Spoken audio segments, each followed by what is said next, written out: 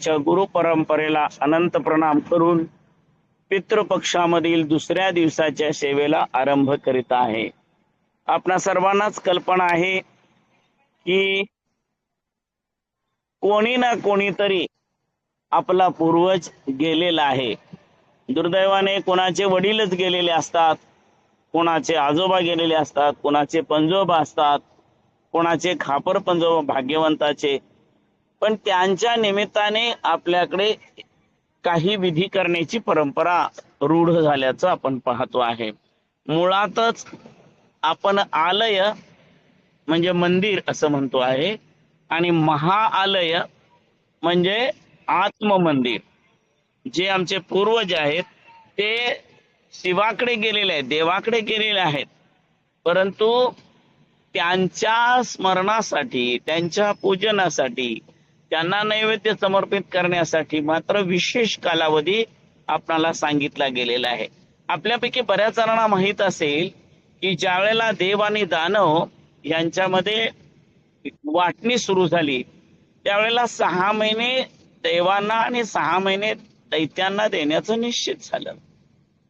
ज्या वेळेला असा हा कालावधी ठरला त्याच वेळेला भक्तांनी म्हणजे मनुष्याने, देव, दानव आणि मानव या तिघांमध्ये हे नेहमी व्यवहार घडत आलेले आणि या व्यवहारामध्ये देवांसाठी 6 महिने देण्याचं निश्चित झालं, त्याचप्रमाणे दैत्यांसाठी देखील 6 महिने देण्याचं निश्चित झालं आणि त्याला अनुसरून दक्षिणायन हे दैत्यांसाठी आणि उत्तरायण हे देवांसाठी निश्चित झालं. परंतु एवढं सर्व असताना देखील श्री गणेशाची अर्चना केल्यानंतर देवीची अर्चना करण्यापूर्वी मधला 15 दिवसाचा जो कालावधी आहे त्या कालावधीमध्ये सुद्धा आमच्या पूर्वजांचं आम्हाला स्मरण करता यावं आणि पर्यायाने आम्हाला आमच्या पूर्वजांची सेवा करताना ते ज्या देवाला जाऊन प्राप्त झालेले आहेत, आपण शिवैक्य, लिंगैक्य किंवा काही लोक वैकुंठवासी, कैलासवासी, ब्रह्मीभूत असं म्हणतात, म्हणजे ब्रह्मदेवाकडे गेला, विष्णूकडे गेला, शंकराकडे गेला अशा भावनेने, तेव्हा त्या देवानी त्या ज्या कुणाकडे आमचे पूर्वज गेलेले आहेत त्या देवानी आमच्या पूर्वजांच्या स्मरणासाठी म्हणून 15 दिवस खाली यावं असं म्हटलं गेलं. आणि म्हणून जे उत्तरायणामध्ये केल्यानंतर भीष्माने प्रतिज्ञापूर्वक उत्तरायणामध्ये आपला देह ठेवण्याचं निश्चित केलं होतं, त्याचप्रमाणे जर चुकून एखाद्याचा दक्षिणायनात अंत झाला तरी सुद्धा तो जर पितृपक्षामध्ये झाला म्हणजे भाद्रपद वद्य प्रतिपदा ते अमावस्या या कालावधीमध्ये जर एखादी व्यक्ती गेली तर तिला सुद्धा उत्तरायणात गेल्याचं पुण्य प्राप्त होत असतं. अशा प्रकारची परंपरा आपल्याकडे घालून दिलेली आहे. थोडक्यात काय तर जे 6 महिने दिले होते त्यातले 6.5 महिने देवांना मिळाले आणि 5.5 महिन्यावरच दैत्यांना समाधान मानावं लागलं. अशा प्रकारे नेहमीच देवानी भक्तांच्या माध्यमातून किंवा आपल्या वेगवेगळ्या प्रकारच्या कृतीतून, जसं की मोहिनी बनून भगवंताने सुद्धा भस्मासुराला फसवलं, त्याचबरोबर मोहिनी बनूनच अमृत वाटप करत असताना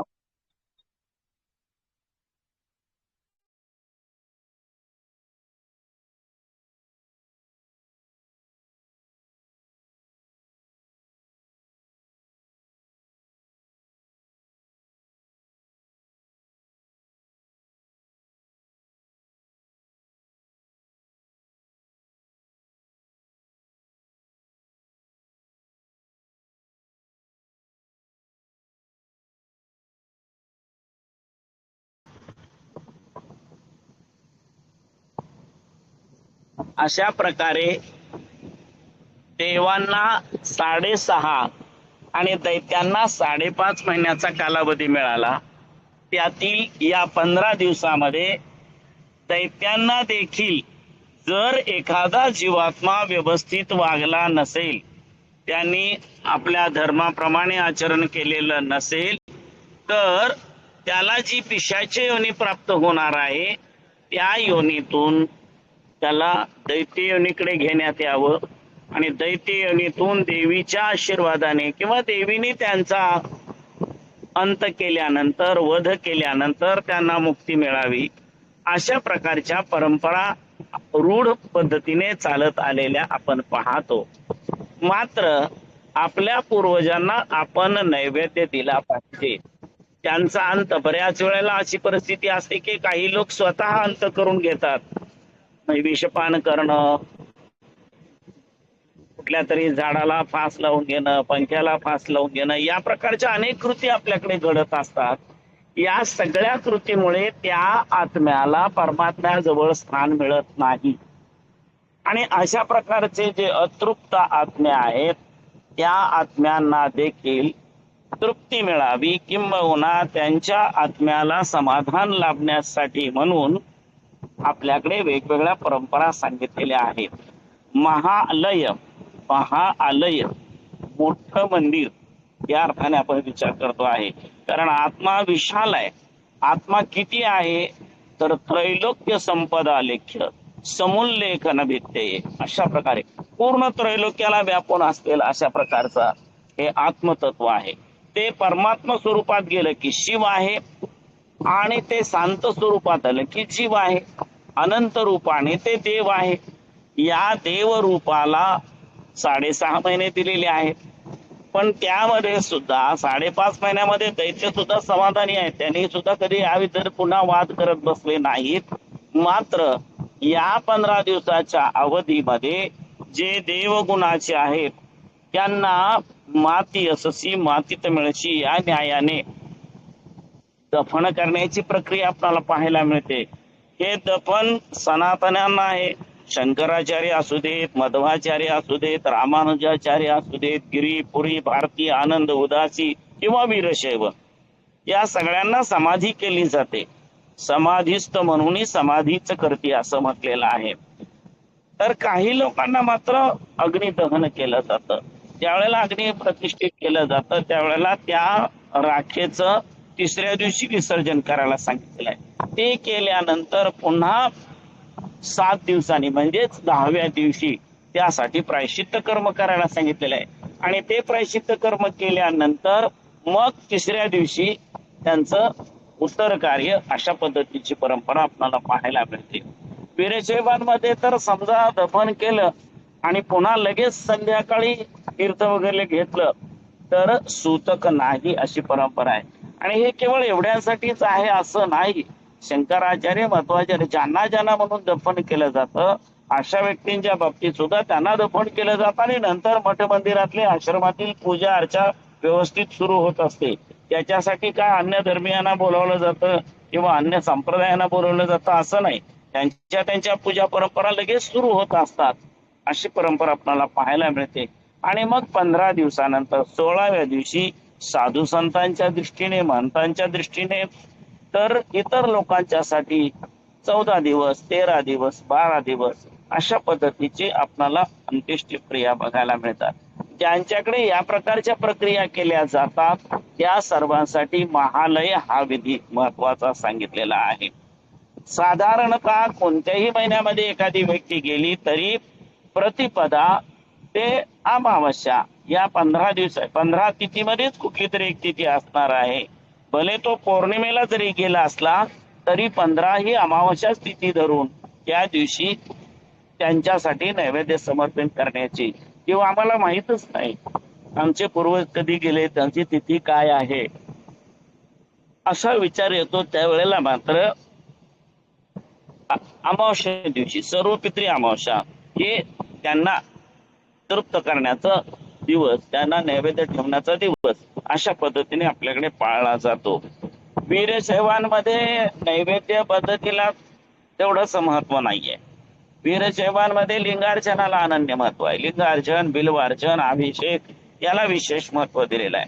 त्यामुळे या निमित्ताने भले शिवाचार्यांना बोलवता आलं नाही तरी माहेश्वराला जन्माला तरी घरी बोलवावं आणि त्यांचं पादोदक घेऊन लिंग पूजन करून त्या दिवशी कोणता ना कोणता पदार्थ, विशेषत्वाने साधे पदार्थ, कारण व्यक्ती गेल्याचं काय आपल्याला आनंद नसतो, मनामध्ये दुःख असतं. वास्तविक पाहता दुःख मानायचं काहीच कारण नाहीये. तो जीवात्मा परमात्म्याशी एकरूप झालेला आहे. जन्म मरणाचे फेरे सुटण्याचा सुंदर मार्ग त्याने केलेला आहे.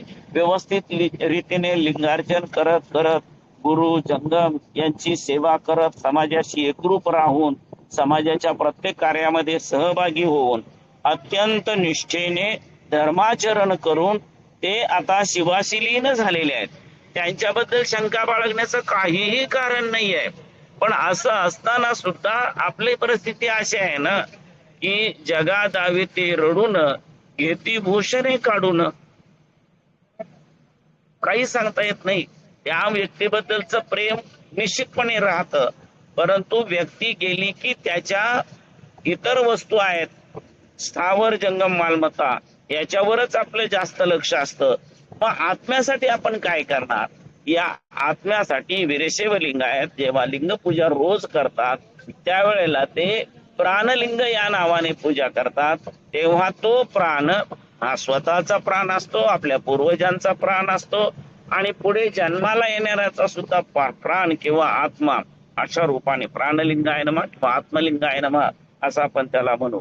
आत्मलिंगाय नमः, परमात्मलिंगाय नमः, अशा प्रकारे देवाच्या लिंगाच्या पूजनातूनच आमच्या पूर्वजांचे चिंतन करण्याची परंपरा आपल्याला पाहायला मिळते. परंतु सनातन सर्वधर्मीयाचा विचार आपण करत असताना आपल्या पूर्वजाला नैवेद्य देणं, नैवेद्य देत असताना काय करावं, तर तो आयुष्यभर ज्या ज्या वस्तू खात होता त्या सगळ्या वस्तू एकत्र याव्या, हा त्याच्या पाठीमागचा मुख्य हेतू असतो.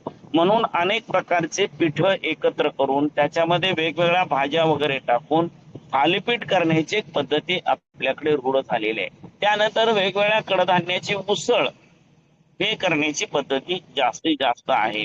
त्यानंतर मग असतात, कोणी ताक करतात, कोणी त्या ताकाला अजून फोडणी देण्याचा कार्यक्रम करत असतात, कोणी कारलं वगैरे या गोष्टी करतात.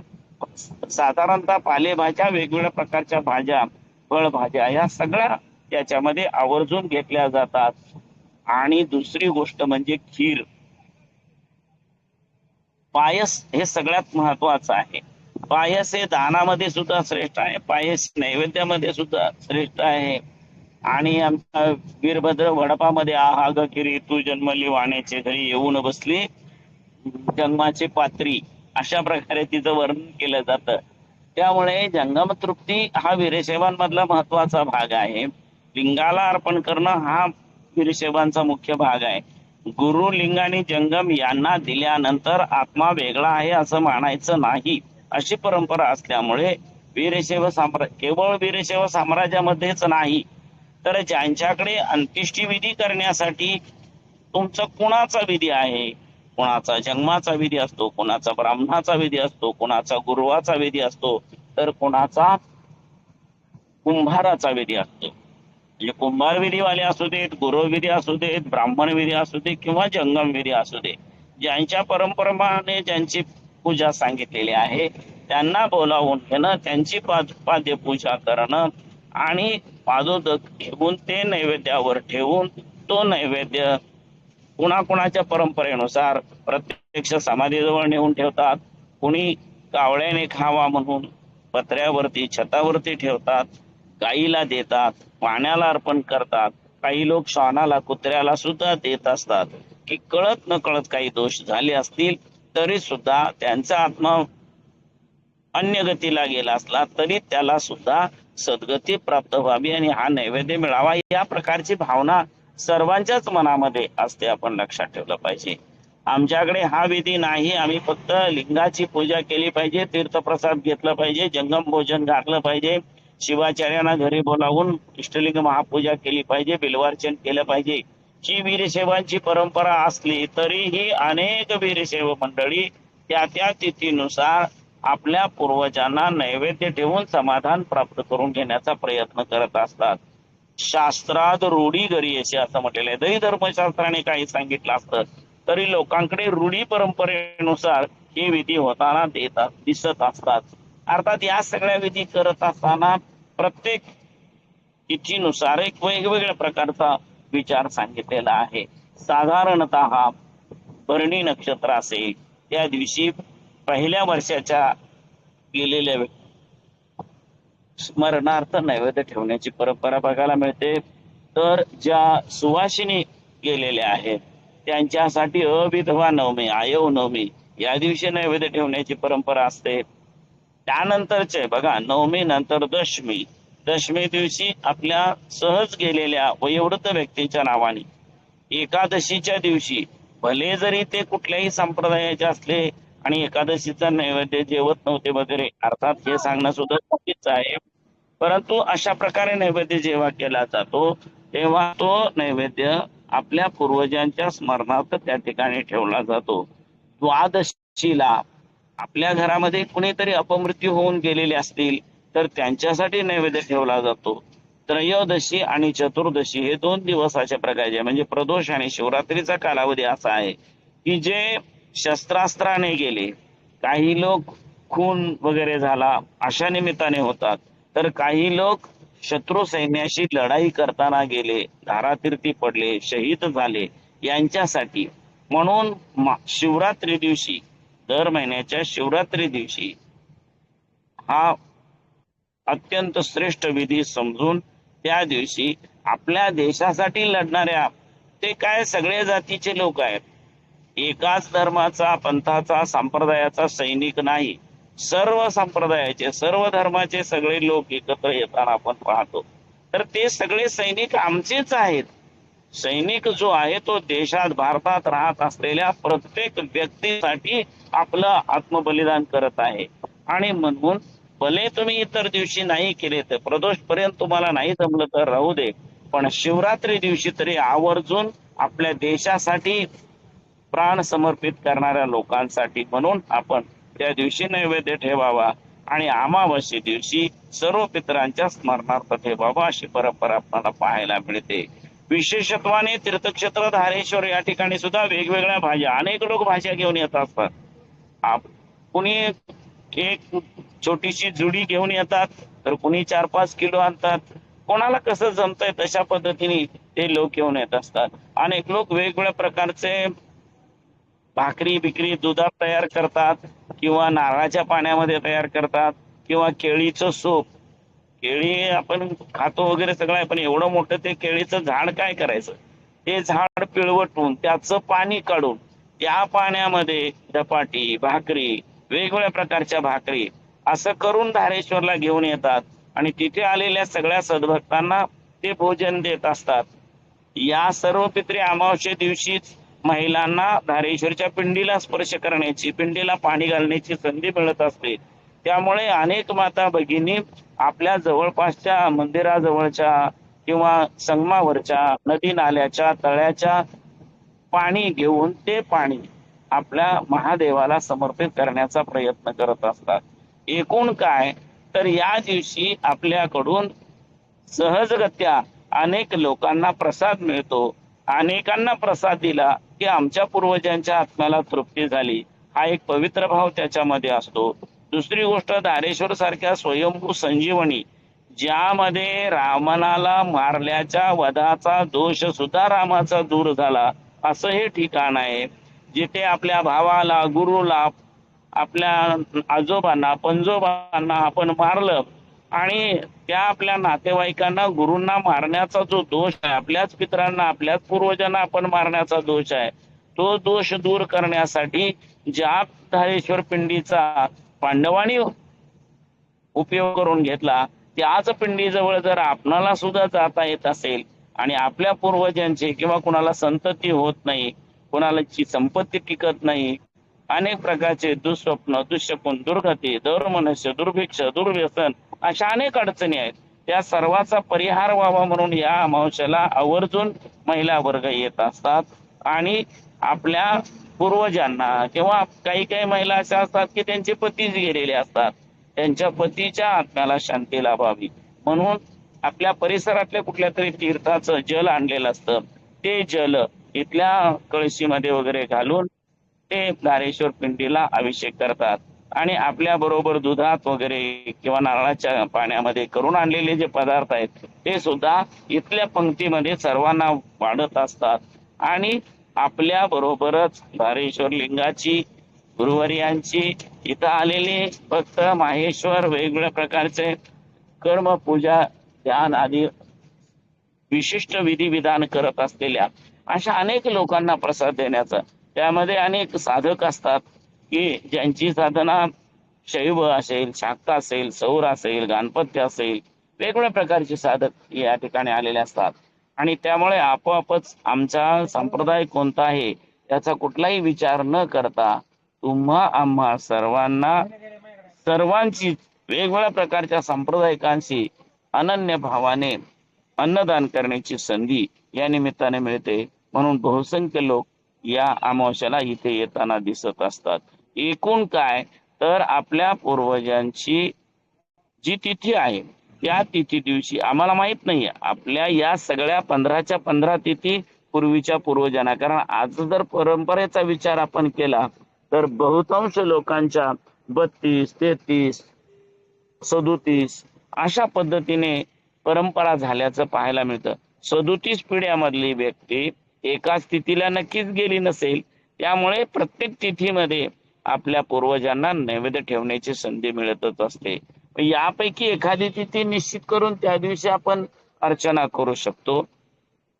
ते जरी शक्य झालं नाही तरी सर्व पितृ अमावस्ये दिवशी आपण धारेश्वर सारख्या किंवा तुमच्या आजूबाजूला कुठे एखादं शिवालय असेल तर त्याजवळ जाऊन सुद्धा आपण त्यांची अनन्य भावाने सेवा करू शकतो. सगळ्यात महत्वाची गोष्ट एकच आहे की या निमित्ताने आपणाला वेगवेगळ्या भाज्यांचा, जसं वेगवेगळ्या पत्रींच्या निमित्ताने गणेशार्चना झाली तसंच आपल्या पूर्वजांनी ज्या ज्या वस्तू खाल्ल्या होत्या त्या सगळ्या वस्तू आपणाला प्रसाद रूपाने मिळाव्या आणि आपल्या पूर्वजांना आपण केलेला नैवेद्य प्राप्त व्हावा, हा याच्या पाठीमागचा मुख्य हेतू आहे. इष्टलिंगाला सुद्धा या सगळ्या गोष्टी आपण अर्पण करू शकतो. लिंगार्पित केल्याशिवाय काहीही घेता कामा नये हा वीरशैवांचा सिद्धांत आहे. आणि म्हणून आपण या पक्ष पंधरवड्याच्या निमित्ताने सगळ्या प्रकारच्या भाज्या, सगळ्या प्रकारचं वेगवेगळ्या प्रकारचं धान्य द्रव्य आहे ते सर्व घेऊन, दूध असेल, दही असेल, तूप असेल, ज्या ज्या गोष्टी आपल्याला शक्य आहेत त्या सर्व गोष्टी घेऊन आपल्या गुरूंना, जंगमांना किंवा मग आपल्या आजूबाजूला राहत असलेल्या अशा लोकांना, एखादा तरी साधक त्यामध्ये असावा, अशा लोकांना आपण त्या दिवशी भोजन घालावं. त्यांच्या तृप्तीने शिवयोगिनी संतृप्ते तृप्तो भवती शंकर तत्तृप्त्या तन्मयम विश्वम तृप्ती मेती चराचरम असं म्हटलेलं आहे. चर आणि अचर सर्वांना तृप्ती देण्याचं कार्य या निमित्ताने होत असतं. आणि म्हणून आपण सर्वांनीच या पक्ष पंधरवड्याच्या निमित्ताने आवर्जून माहेश्वर भोजन करावं. आवर्जून आपल्या आजूबाजूला असलेल्या गोर गरिबांना या सगळ्या प्रकारचं जे काही शक्य आहे ते आपण भोजन द्यावं. कदाचित आपण मिष्टान्न नाही देणार पण तरी देखील पुरणपोळ्याचा नैवेद्य नसला तरी बाकीच्या भाज्या वगैरे वेगवेगळ्या प्रकारच्या भाकरी, धपाटी अशा सगळ्या गोष्टी एकत्रित करून ते आपण दिलं पाहिजे. जरी या सगळ्या बरोबर पुरणपोळी केली तर गैर आहे असं नाही, मात्र फक्त पुरणपोळी गोडाचा नैवेद्य हा या आपल्या पूर्वजांच्यासाठी म्हणून आपल्याला सांगितलेला नाही, तर भाजी, भाकरी, धपाटी यासारखे पदार्थ अत्यंत महत्वाचे समजलेले आहेत. आणि मग तुम्ही त्यामध्ये खीर करा, शिरापुरी वगैरे जे इतर काही पदार्थ करायचे असतील ते सर्व पदार्थ करू शकता. आणि त्या निमित्ताने आपल्या आजूबाजूच्या लोकांना तृप्त करणे हा या पाठीमागचा मुख्य हेतू आहे. तो आम्ही सर्वांनी लक्षात ठेवला पाहिजे.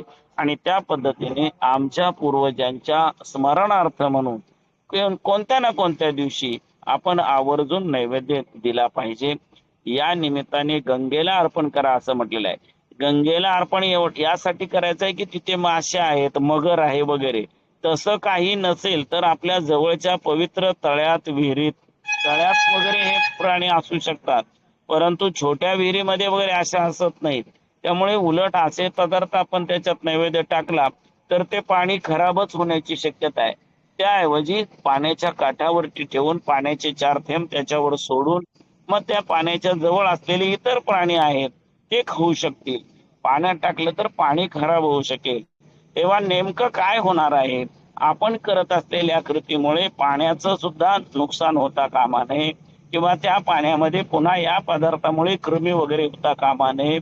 त्याचबरोबर बरेच लोक गाईला घास देण्याचा प्रयत्न करत असतात, परंतु गाईला सुद्धा वास्तविक पाहता कुठलाही प्राणी शिजवलेलं अन्न खाण्याची जठर व्यवस्था देवाने त्यांना दिलेली नाही.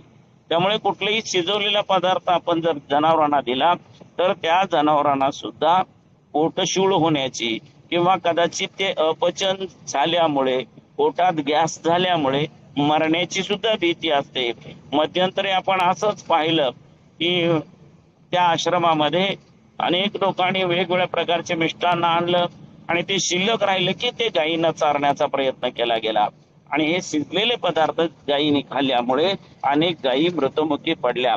तेव्हा तसंही होता कामा नये. कावळ्याला घालायचंय, कावळा किती खाणार आहे? कावळ्याचं घास किती आहे? त्यामुळे तो फक्त सर्वत्र घाण करून टाकणार.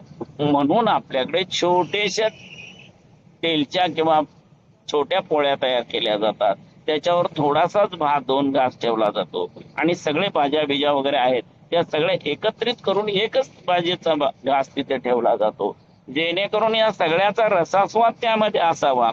मात्र कधीही आणि कोणत्याही परिस्थितीत कुत्रा असो, कावळा असो, गाई असो किंवा पाणी जिथं आपण पाण्यात टाकणार आहे ते पाण्याचं ठिकाण असो, याच कुठल्याही प्रकारे नुकसान होणार नाही याची काळजी या निमित्ताने आपण घेत असतो. म्हणून या नैवेद्याचे पोळ्या, या नैवेद्याचे पदार्थ हे छोटे छोटे आपल्या तळहाता एवढेच करावे असं सांगितलेलं आहे आणि तसेच आपण कधी अशा प्रकारचे वेगळं करण्याचा प्रयत्न करू नये हे सर्वांनी लक्षात ठेवलं पाहिजे. बऱ्याच लोकांच्या मनामध्ये असा भाव असतो, त्याला काय होतंय ते आपण लक्षात घेतलं पाहिजे की कुत्र्याने जरी खाल्लं तरी त्याच्या मर्यादेपेक्षा जास्त खाल्लं तर कुत्र्याला सुद्धा त्रास होणार आहे. आपण आपल्या पूर्वजांच्या आत्म्याला त्रास होऊ नये, तृप्ती लाभावी म्हणून हे कर्म करतो आहे आणि त्यांच्या तृप्तीसाठी त्यांचं प्रतिनिधित्व म्हणून ते सत्कर्म, दुष्कर्म, मध्यम कर्म, पृथ्वी तत्व, जलतत्व, अग्नितत्व, वायुतत्व या पंचतत्वाचा किंवा पंचभूताचा तो त्यांचा पिंड होता. तो परमात्म्यात लीन झालेला असला तरी मग या पंचभूताचं प्रतिनिधित्व करत असलेल्या पाण्याला, पृथ्वीला, अग्नीला, गोमातेला, श्वानाला असं वेगवेगळे घास आपण देतो आहे. याच्या पाठीमागचा मुख्य हेतू हाच आहे की आपल्या जीवनामध्ये कोणत्याही परिस्थितीत आपल्या पूर्वजांना किंवा पूर्वजांच्या प्रतीकांना सुद्धा त्रास होता कामा नये. जर आपण अशा प्रकारचा नैवेद्य देऊन दुसऱ्या प्राण्याला, कावळ्याला म्हणा, गाईला म्हणा, त्रास झाला असेल तर मग आपण काय केलं? आपला जो पूर्वज आहे तो तर गेलाच, तो देहरूपाने गेला, त्याच्या आत्म्याला क्लेश होत असतील तर ते आपण अजून या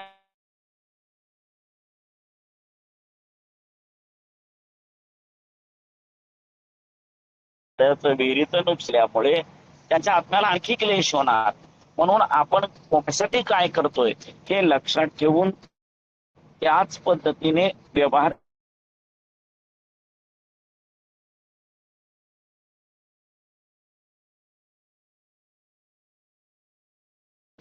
मला काहीच माहिती नव्हतं.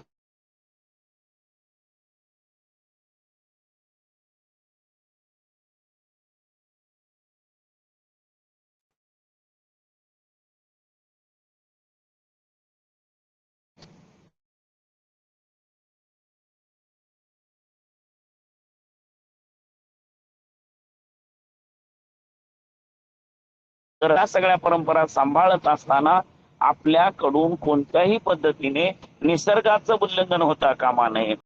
कुठल्याही जीवावर, प्राण्यांवर कुठल्याही प्रकारचा त्रास होता कामा नये याची आपण सर्वांनी घेतली पाहिजे. ज्या वेळेला आपण अशा प्रकारे प्रयत्न करतो त्यावेळेलाच आपल्या पूर्वजांच्या आत्म्याला तृप्ती लाभत असते.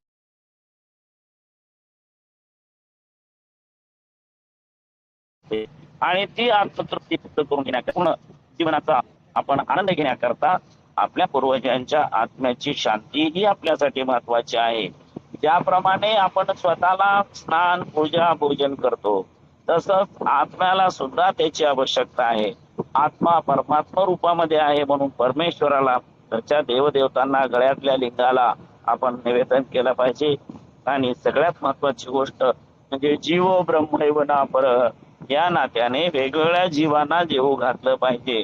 आपल्या पूर्वजांचे जे विचार होते किंवा त्या पूर्वजांच्या मनामध्ये ज्या भावना आहेत, त्या भावनेची एक ना एक व्यक्ती आपल्याला त्या पंक्तीमध्ये सापडते आणि मग त्याला आपण हा प्रसाद दिल्यानंतर आनंद होतो. अनेक वेळा आपण अशा प्रकारचा अनुभव घेतला असेल की आम्ही कुणासाठी तरी म्हणून स्वयंपाक तयार केलेला होता, परंतु तो स्वयंपाक घेण्याकरता ती तिथं व्यक्ती आलीच नाही आणि आम्हाला माहिती नव्हतं. फक्त आम्ही ठरवलं आज मिष्टांना काहीतरी करायचं आणि त्या दिवशी अचानक कोणीतरी येतात आणि तो प्रसाद घेऊन जातात.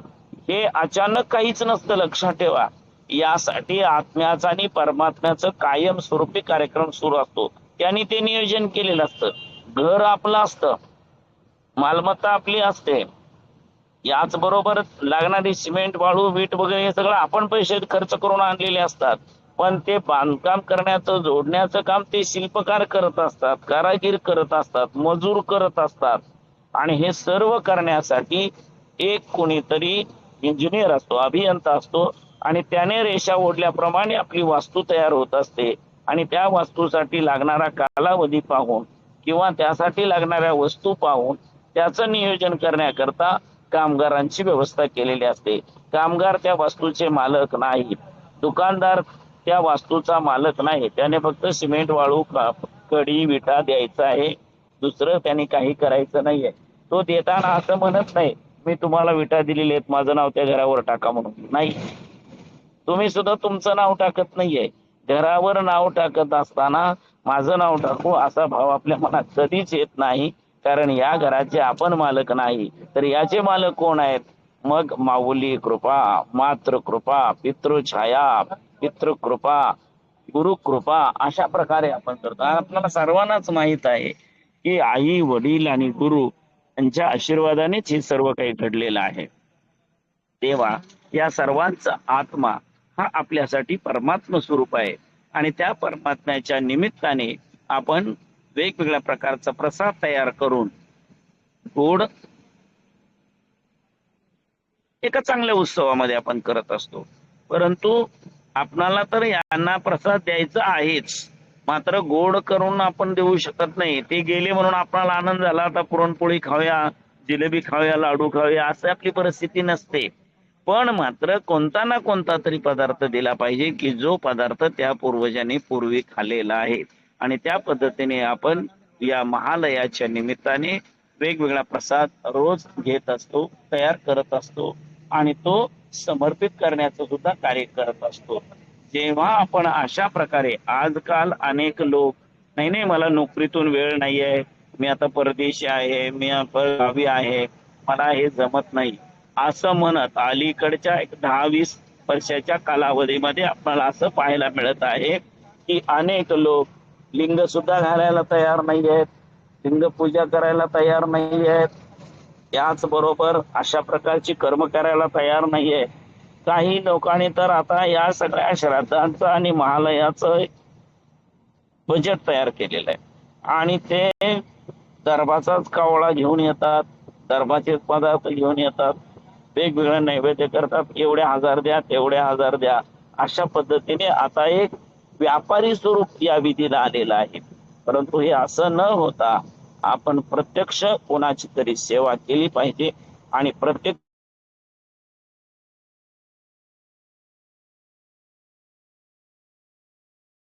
मानत असला तरी देखील एक गोष्ट आपण आवर्जून लक्षात ठेवली पाहिजे की या सगळ्या गोष्टी पूर्वज करत होते. आमच्या पूर्वजांनी यातलं कुठलंही थांबवलं नाही. अनन्य भावाने या सगळ्या सेवा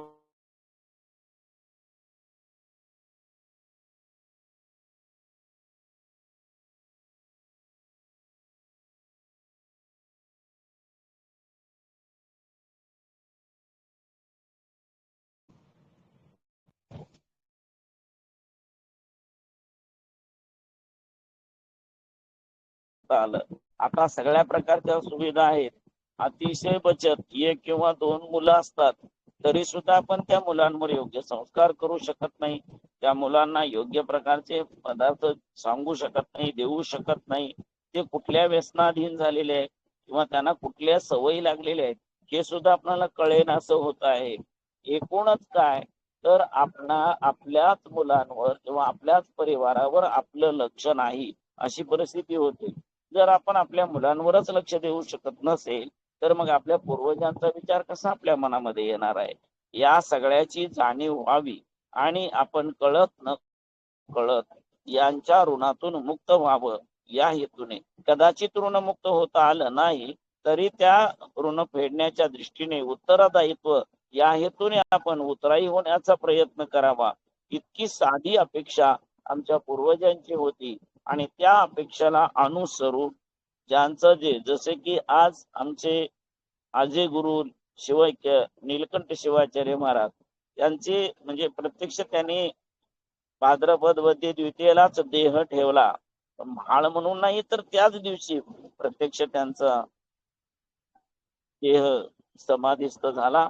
आणि त्यामुळे आज त्यांना सुद्धा नैवेद्य ठेवणं, त्यांच्या समाधीला अभिषेक करणं ही प्रक्रिया आपल्याकडे चालू आहे, हे चित्र आपण पाहतो. त्याच पद्धतीने आपल्या सर्वांच्याच पूर्वजांना नैवेद्य देणं, त्यांच्या निमित्ताने गोरगरिबांना, भक्त माहेश्वरांना प्रसाद देणं, अन्नदान करणं हे सुद्धा आपल्यासाठी अत्यंत महत्वाचं आहे. आपली कुवत नसेल, ताकद नाही, काही नाही, हरकत नाही आहे, मग मात्र आपण गंगेला, कावळ्याला, गाईला अशा प्रकारे घास देऊन एका व्यक्तीला बोलावून सुद्धा आपण हे अन्नदान करू शकतो आणि आपल्या पूर्वजांना नैवेद्य किंवा प्रसाद समर्पित करू शकतो. आपण नेहमीच ही गोष्ट लक्षात ठेवली पाहिजे की आमच्या पूर्वजांचा आत्मा परमात्म्यामध्ये लीन झालेला आहे आणि परमात्मा जसा आमच्याकडे पाहतो तसं त्यांचा आत्मा सुद्धा आमच्या प्रत्येक गोष्टीवर लक्ष ठेवून आहे. तुम्ही त्यांच्या इच्छेप्रमाणे धर्म व्रत राहिलात, त्यांच्या इच्छेप्रमाणे पूजा अर्चा जप ध्यान जे काम करतात त्यामध्ये प्रामाणिक राहिलात तर तुम्हाला काहीच अडचण येत नाही. पण अनेक लोक असे असतात की जे विकृत वागताना दिसतात, मग मात्र त्यांना कुठल्याही प्रकारचं, अनेक लोक व्यसनी झाल्याचं चित्र आपण पाहतो, अनेक लोकांकडून अन्याय होत असताना दिसतो, अनेक लोकांची जातीय सलोखा सुद्धा नष्ट झाल्याचं चित्र आपण पाहतो. या सगळ्याच्या पाठीमागचं कारण कोणतं असेल तर मीपणा, अहंकार या गोष्टी त्यातल्या महत्वाच्या आहेत. आपला अहंकार नष्ट व्हावा आणि सदैव आपल्या पूर्वजांबद्दल आपली नम्रता असावी, आपल्या शेजाऱ्यांबद्दल आपल्याला प्रेम असावं, सर्व पशुपक्ष्यांबद्दल आपल्या मनामध्ये दयार्द्र भाव यावा. आणि या निमित्ताने का असेना पूर्वजांच्या नैवेद्याचा घास मला गाईला द्यायचा आहे, या निमित्ताने आपण गाईचं दर्शन घेऊ शकतो, कुत्र्याला, कावळ्याला, कारण कावळ्याची दृष्टी सुद्धा एक विशिष्ट प्रकारची दृष्टी आहे. आपणाला सुद्धा आमच्या पूर्वजांच्या मी पूर्वजन्मी काय केलेलं आहे हे सुद्धा आपल्याला समजून घेतलं पाहिजे आणि हे समजण्याकरता त्याचं अनुसंधान आहे. लक्षात ठेवा, साधी मांडी घालून बसा, डोळे मिटा आणि भ्रूमध्यावर किंवा जर शक्यतो सहस्राराच्या प्रयोगाला लागू नका, कारण सहस्रारामुळे प्राणशक्ती कदाचित बाहेर जाण्याची भीती असते, परंतु भ्रूमध्यावर तिसरा डोळा ज्याला आपण म्हणतो त्या ठिकाणी तुम्ही अनुसंधान साधा आणि तिथे ओंकाराचं स्मरण करा, आपोआपच आपणाला त्याच्याशी तादात्म्य सांधायचं आहे, ते साधता येतं. अशा वेळेला कदाचित कुणालाच माहित नसतं, ज्याला आपण बोलवतो आहे त्यालाही ते माहित नसतं आणि जो आपणाला भेटायला येणार आहे त्यालाही माहित नसतं. पण मात्र आपण जेव्हा आत्मरूपाने चिंतन करत जातो त्यावेळेला मात्र वेगवेगळ्या कुठल्या जन्मामध्ये कोणाचे संपर्क आले असतील त्याचा संपर्क आपणाला येतो आणि आपले अनेक पिढ्याचे जे पूर्वज आहेत त्या पूर्वजांची सुद्धा आपणाला एक विशिष्ट प्रकारे दर्शन घडत असते आणि ते दर्शन हेच आपल्यासाठी आत्मदर्शन आहे किंवा सददर्शन आहे. ईश्वराचं दर्शन नंतर घडू दे, पहिल्यांदा आपणाला आमच्या पूर्वजांचं दर्शन व्हावं, पहिल्यांदा आम्हाला आमच्या शेजापाजारांचं दर्शन व्हावं, पहिल्यांदा आम्हाला आमच्या उपाध्याचं, मग तो कुंभार असेल, गुरव असेल, ब्राह्मण असेल, जंगम असेल, त्याचं दर्शन आम्हाला झालं पाहिजे. जंगमाचं दर्शन झाल्यानंतर आम्ही कुणाकडून तरी अनुग्रह घ्यावा ही भावना आपल्यामध्ये निर्माण होते आणि त्याच्या अनुग्रहाने आपण पुढे जात असतो. अशा प्रकारच्या संन्याशांचा सुद्धा एक महालय आपल्याला सांगितलेला आहे. आणि म्हणून शेवटचे जे 4-5 दिवस आहेत, त्या 5 दिवसामध्ये आयव नवमी नंतरचा कालावधी जो आहे, दशमी, एकादशी, द्वादशी, त्रयोदशी ते चतुर्दशी, या कालावधीमध्ये त्यावेळेला आपण संन्यासींच्या, यतींच्या, ज्यांचा कोणीच संन्यासी म्हणजे भगवी कपडे घातले तेवढ्यापुरतं मर्यादित धरता कामा नये. तर कधी कधी आपल्या घरामध्ये आता तर भरपूरच संन्यासी झाल्याची परिस्थिती आपल्याला बघायला मिळते, की जवळजवळ 40-45 वय झालं तरी मुलांचं लग्न होत नाही, 38-40 पर्यंत गेल्या तरी मुलींची लग्न होत नाहीत. आणि अशा दुर्दैवाने जर त्यांचा अंत झाला तर ते असेच ब्रह्मचारी झालेले आहेत. ते साधू नाहीत, संन्यासी नाहीत, गुरु नाहीत, योगी नाहीत, काही नाही, पण मात्र ते अशा अवस्थेमध्ये गेलेले आहेत. अशा वेळेला आपल्याकडे तर तशीच पद्धती आहे, लक्षात ठेवा, की ज्यांचं लग्न झालेलं नाही अशा व्यक्तीचं दफन केलं जातं, त्याची समाधी केली जाते, त्याला जाळत नाहीत. याचा अर्थच आपण लक्षात ठेवला पाहिजे की यती संन्यासी मंडळी जशी आहेत तशाच प्रकारे या व्यक्तींचं असतं. मात्र हीच व्यक्ती जर आत्महत्या करून गेलेली असतील, ओढ्यात नाल्यात पोहतून, आज तर आली असं बघायला मिळतं, धबधब्याकडे जातात आणि अचानक मरून जातात, ते वाहून कुठे गेले त्याचा पत्ता लागत नाही. कित्येक लोक समुद्रामध्ये जातात, नदीत जातात आणि पुन्हा त्यांचे हाडं सुद्धा सापडत नाहीत, अशी परिस्थिती निर्माण होते. अशा वेळेला जे अदृश्य आहेत, जे प्राप्त झालेले नाहीत पण मेलेले आहेत, अशांच्यासाठी सुद्धा ही कल्पना सांगितलेली आहे की तुम्ही त्यांच्या आत्म्यासाठी म्हणून नैवेद्य समर्पित करा. ही नैवेद्य समर्पित करण्याची परंपरा तमाम हिंदू मध्ये आहे.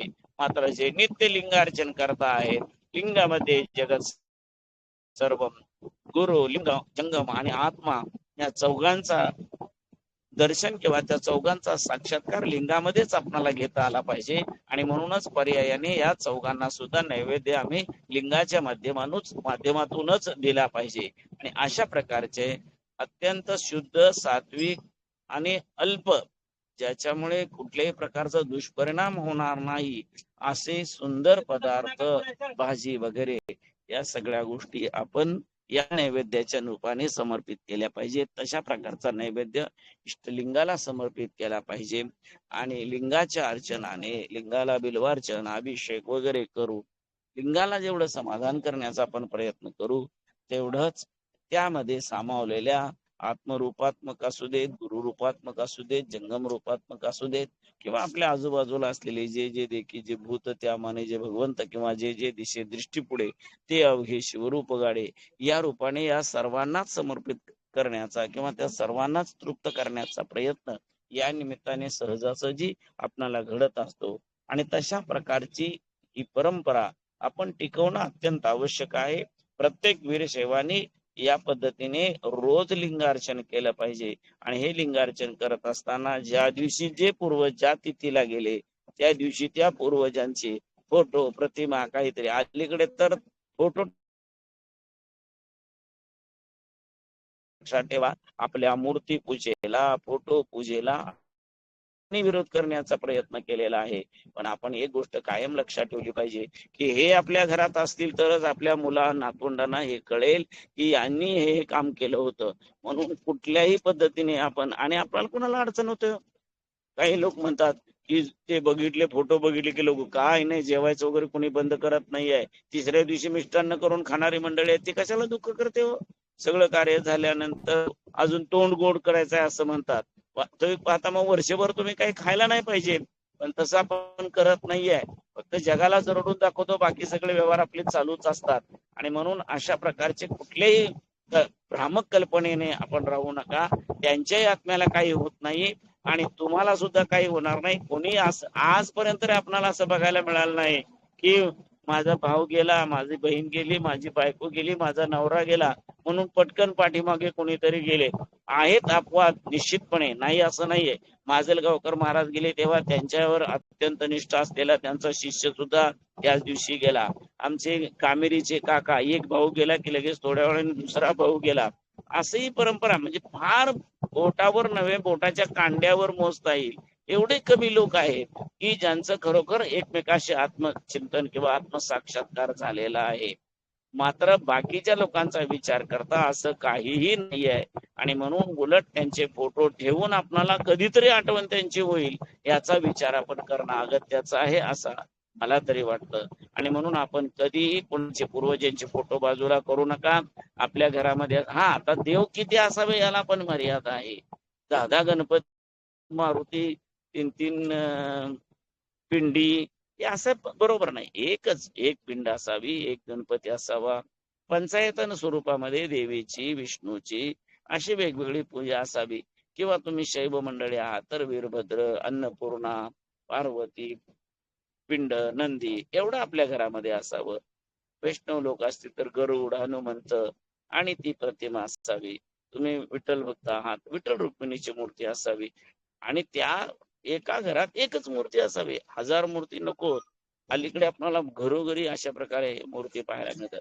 हा ठीक आहे, जादा जर असेल तर तुम्ही तुमच्या खोलीमध्ये महाल, कोणीतरी वेगळ्या प्रकारचा एखादा हॉल असेल, त्या हॉलमध्ये, सभागृहात असं वेगवेगळ्या ठिकाणी त्या गोष्टी ठेवा. सहज जाता जाता दिसलं पाहिजे असं. पण पूजा करण्याकरता देवाऱ्यात एक मूर्ती एकच असली पाहिजे, एकच पिंड असली पाहिजे, एकच नंदी असला पाहिजे. अशा पद्धतीचे आपली देवाऱ्याची व्यवस्था असली पाहिजे. आणि न चुकता त्याची पूजा झाली पाहिजे. नाही मी मुंबईला आहे, मी दिल्लीला आहे, मी कलकत्त्याला आहे, काय हरकत नाही. देवघर वेगळं करा, त्याची चावी शेजा पाजाऱ्याकडे द्या आणि त्या देवाची पूजा त्यांना करायला सांगा. त्याच्यासाठी त्यांना नैवेद्य करता, साखर, तेल, तूप आणण्याकरता, वात लावण्याकरता, बेल फुल विकत आणायचं असेल, हार विकत आणायचा असेल तर त्याच्यासाठी लागणारे काय 100-200 रुपये असतील ते त्यांना देऊन ठेवा. एकमेकाच्या देवाऱ्याची पूजा करून आपण त्यांच्याही देवाची आणि आपल्याही देवाची कृपा प्राप्त करून घेत असतो. हे सर्वांनी लक्षात ठेवलं पाहिजे. भले तुमच्या तिजोऱ्या, बाकीचे कपडे, लत्ते, कपाट वगैरे ते दुसऱ्या एखाद्या खोलीत ठेवा आणि देव मात्र तशा पद्धतीने द्या. आणि तेही नसेल तर तुमचा देवारा तुम्ही त्या शेजाऱ्यांकडे दिला, त्यांच्या देवामध्ये तुमचे देव ठेवले, गैर काहीही नाही. हे सगळ्यांनी लक्षात ठेवायचं आहे. मात्र देवाची पूजा झाली पाहिजे आणि आपण शेजाऱ्याच्या देवाची पूजा केली की त्याची पण कृपा आपल्यावरती होते. आणि त्याची कृपा आपल्यावर झाली की आपोआपच शेजाऱ्याला सुद्धा समाधान लाभणार आहे. आणि मग अनेक पिढ्या अशा गेलेल्या आपल्याला पाहायला मिळतात. कित्येक घरामध्ये असे 2-2 देव बघायला मिळतात. ते कोणाचा देव आहे, कुठल्या पाहुण्याचा देव आहे माहित नाही असं सुद्धा लोक सांगत असतात. आज तशा पद्धतीने आपण एकेका घरात 2-2, 3-3 देव वेगवेगळ्या प्रकारे देवारे बघायला मिळतात. यामध्ये गैर काहीच नाही. फक्त ज्यांचे आहेत त्यांचा, फक्त माझ्या आजोळचा देव आहे म्हणून चालता तसं चालणार नाही. तर त्या देवाचं मूळ ठिकाण कोणतं आहे तिकडे सुद्धा गेलं पाहिजे. एकाच्याच घरात सिद्धोबा असतो, खंडोबा असतो, नाईकबा असतो, येडोबा असतो. हा येडोबा कोणाचा, नाईकबा कोणाचा, सिद्धोबा कोणाचा हे काही माहित नाही. अशी परिस्थिती मात्र असता कामा नये. आपण त्याचा अभ्यास केला पाहिजे आणि ज्या स्थानचे देव आहेत त्या स्थानाला आवर्जून आपण गेलं पाहिजे. वर्षातून एक वेळ निश्चितपणे त्याचं दर्शन घेतलं पाहिजे. जेव्हा आपण अशा प्रकारे त्या त्या देवतेजवळ जाण्याचा प्रयत्न करतो, त्या त्या क्षेत्रामध्ये जाण्याचा प्रयत्न करत असतो आणि या पक्ष पंधरवड्याच्या निमित्ताने नैवेद्य समर्पित करत असतो, त्यावेळेला आपोआपच पित्रांची, कुलदैवत, कुलदेवता, स्थानदेवता यांची सुद्धा कृपा आपल्यावरती राहते. आणि जेव्हा या सर्वांची कृपा राहते तेव्हा तुम्हाला कुठलंही संकट येण्याची काहीच भीती नाही आहे. हे कायम लक्षात ठेवलं पाहिजे. आपण सर्वजण देवावर, धर्मावर अनन्य श्रद्धा भक्ती ठेवून जगण्याचा प्रयत्न केला पाहिजे. तशी शक्ती, सन्मती, दया, घन पार्वती परमेश्वर, सद्गुरु धारेश्वर आणि आपल्या पूर्वजांनी आपला सर्वांस द्यावी अशा प्रकारची भावना व्यक्त करतो. कुणाचे काही शंका असतील तर तुम्ही त्या व्हॉट्सअपवर पाठवाव्या, म्हणजे उद्या प्रवचनात आपल्याला पुन्हा त्याच्याबद्दल सांगता येईल. पुन्हा एकदा सर्वांना अनंत शुभेच्छा, शुभाशीर्वाद. आपल्या पूर्वजांच्या आत्म्याला शांती लाभावी म्हणून आपण आवर्जून महानैवेद्य करत राहा. आपले जे कुठले कुठले माहेरचा देव, सासरचा देव, आत्याचा देव, मामाचा देव हरकत नाही आहे, त्या सगळ्या देवदेवतांची अनन्य भावाने आपण सेवा अर्चना करावी. यात्रा उत्सव असतो तेव्हाच जायचं असं नाही. रिकामा वेळ, त्या मंदिरात गर्दी नसेल अशा वेळेला आपण मंदिरात जावं, म्हणजे शांत चित्ताने देवाला 2 पानं घालता येतात, देवासमोर बसून देवाकडे पाहता येतं. दर्शन याचा अर्थ एक चित्ताने पाहणं आणि ती मूर्ती आपल्या हृदयामध्ये कोरून ठेवणं. वर्षभरासाठीचा आशीर्वाद. कदाचित दरवर्षी जाणं शक्य नसेल तर अधिक महिना येतो, अशा 3 वर्षांनी जावं, तेही आपल्याला शक्य नसेल तर आपल्याकडे एक सुंदर व्यवस्था आहे, कुंभ पर्व. कुंभ. आणि म्हणून जेव्हा जेव्हा कुंभमेळा असेल त्यावेळेला मग 12 वर्षांनी का असेना, पण आपण त्या देवाला गेलं पाहिजे. आपण गेल्याच्या नोंदी कुठेतरी करून ठेवल्या पाहिजेत, जेणेकरून आपल्या पुढच्या पिढीला, वंशजांना कळेल की आमचे पंजोबा, आजोबा, खापर पंजोबा अमक्या अमक्या साली अमक्या अमक्या ठिकाणी आमच्या तमक्या देवाला गेले होते. आणि त्या देवाची सेवा कधी कधी कळत न कळत आपण वेगवेगळ्या देवदेवतांना जात असतो. आपल्या स्वतःचा कुलदेवता म्हणून ती नसते, परंपरा पण नसते. आम्ही शैव असतो पण गणपतीला गेलेलो असतो, देवीला गेलेलो असतो, कुठल्या विठ्ठल मंदिरात गेलेलो असतो किंवा विष्णू मंदिरात, वेगळ्या मंदिरामध्ये पण गेलेलो असतो.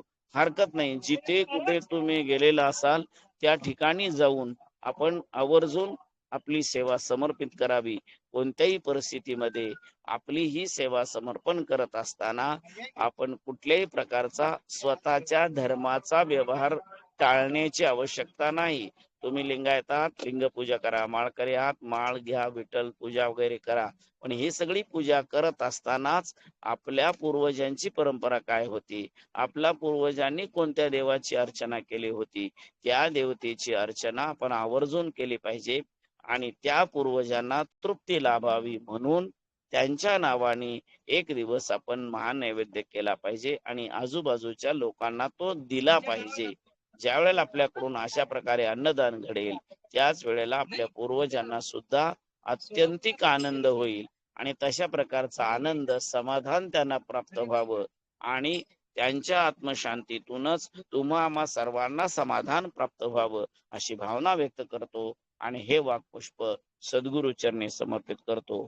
ओम शांती शांती ओम शांती. नमः शिवाय. सद्गुरु ओम नमः शिवाय. धारेश्वर महाराज की जय. ओम नमः सद्गुरु शिवाय. मल्लिकार्जुन शिवाचार्य महाराज की जय. सद्गुरु गुरूंच्या वादिराज चरणी बाबा साष्टांग दंडवत. शिवाचार्य महाराज की जय. आचार्य सब महाराज की संतों जय। की जय। ओम भारत माता भगवान की की जय। जय। गो माता की जय। अपने अपने माता पिता की